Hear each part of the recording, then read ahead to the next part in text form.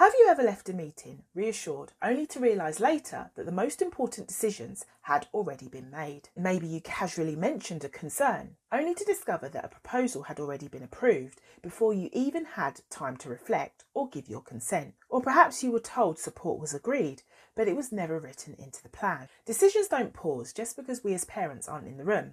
The gap between what we are told and what actually happened can quietly shape your child's educational future, and not necessarily in a fair way. In any process, the withholding of information, assumptions being made, or failures to explain, whether intentional or not, can lead to real distress, because what isn't made visible can be just as significant as what is said. So in this video, I'm going to walk through the most common ways that we as parents are excluded in SEN decision making, often without realising it, and why recognising these moments really matter. I'll show you where these exclusions happen, how to spot and avoid them, so that we can stay informed, confident and empowered to continue to advocate for our children. My name is Brenda and I'm a parent mentor and a fellow parent. I support parents raising children with individual needs and differences to stay empowered whilst they navigate through procedural challenges. And as a parent, it is clear to me that we have high stakes in the decisions made about our child's development. So when we don't have access to information and discussion, or the chance to contribute before decisions are made, our ability to share perspective and influence outcomes is therefore limited. This results in inclusive participation being lost, undermining the quality of information, fairness and accountability. Therefore, recognising when it happens and taking action is crucial if we are to avoid bearing the sharp end of its consequences. But there's a really important question underneath all this. When do parents usually realise when they've been excluded? And for some of us, the answer is too late. Not when the decision is first discussed, not when there's reassurance, but later when we rely on what we've been told and then discover that it has no weight. So let's look at how this exclusion can occur within the SEN process and procedures, and how it can leave any parent in that situation feeling blindsided and sidelined. And the first is exclusion through being told it's been agreed, but nothing is written down.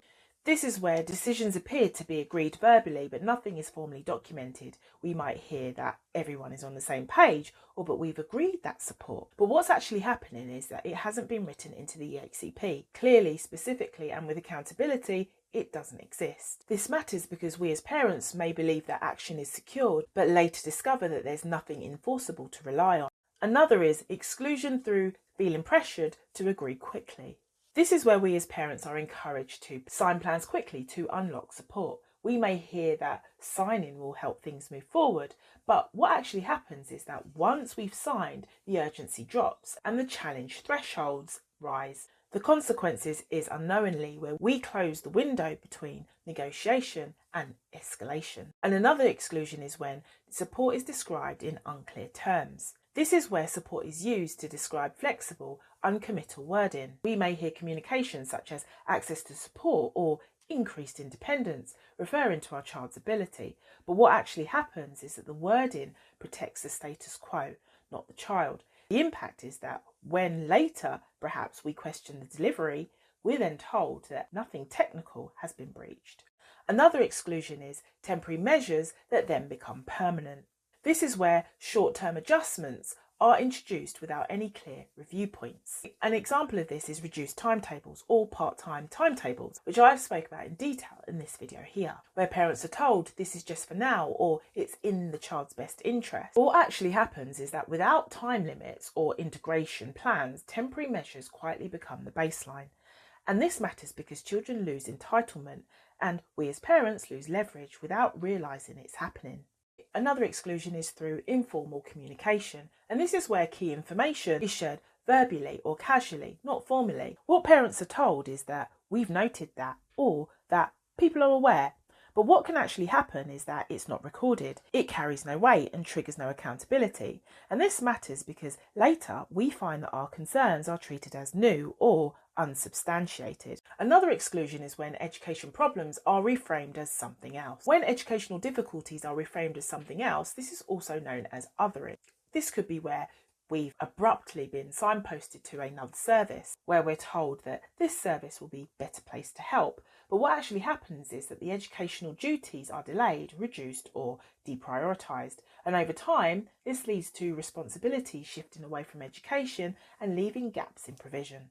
Another exclusion is having to prove that things are bad enough before help actually happens. This is where the process waits for sustained or externally validated crisis before acting, where parents are told, let's monitor or let's just see how it goes. But what's actually happening is that our parental insight is discounted in favour of documentation escalation. And this matters because as parents, we may feel like we're overacting when we're actually ahead of the process.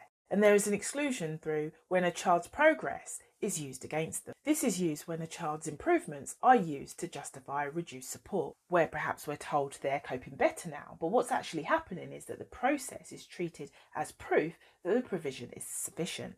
And this matters because we as parents may be unintentionally penalised for supporting our child well. And this is why alongside these videos I offer one-to-one mentoring for parents who are looking for something deeper, not more paperwork or pressure, but emotional clarity, grounding, and the steadiness needed to advocate with confidence. And if you feel that that's something that may benefit you, why not contact me? My information is in the description box below.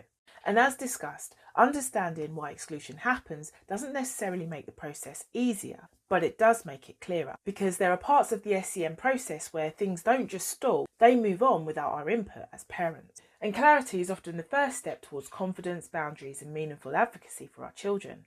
As these exclusions rarely happen all at once, they're told quietly, cumulatively, and at times without intention, but the impact is real. And it's very easy to assume that we simply don't know enough, but in reality, key aspects of the process are not routinely disclosed to parents, and that leaves us feeling blindsided by assumed knowledge, professional shorthand, and unspoken thresholds. And there's another thing when it comes to annual review meetings. When attendance isn't clear, it's easy to assume that the uncertainty starts at the meeting itself. So in this next video, I'll be looking at why is it often unclear who will be at the EHCP meeting, and how that uncertainty affects both expectations and emotional safety for us parents. So why not take a look? Or alternatively, why not take a look at my website?